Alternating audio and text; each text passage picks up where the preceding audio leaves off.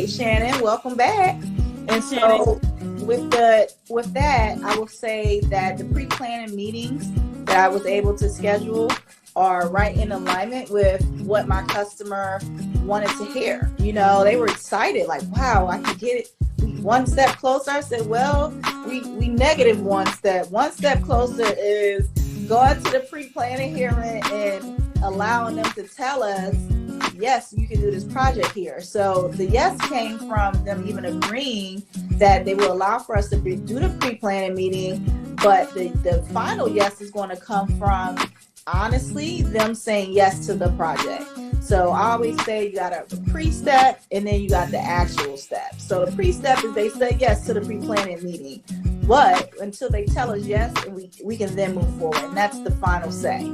And so with one of my customers, unfortunately, what ended up happening was they were a little disturbed and sad because she wanted to do 3 tiny homes on her property. And so she can't do the 3 tiny homes because this particular neighborhood doesn't allow it.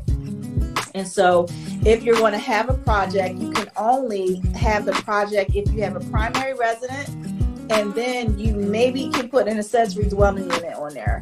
And so the tiny home, she actually wanted to use that one space for 3 houses. She would have lived in one, and then she would have used the other 2 for herself. And so what I'll say about that is all hope wasn't lost. And so being a green construction company, you always have to have a pivot. So for us, it's our smart steel. So we don't talk a lot about the smart steel, but what's great is the smart steel actually makes it a great alternative to the container because it has the same durability. It's wind, water, and fireproof. And so because it's made out of steel as well, it literally has the same functionality as a container. It's just a more flexible product.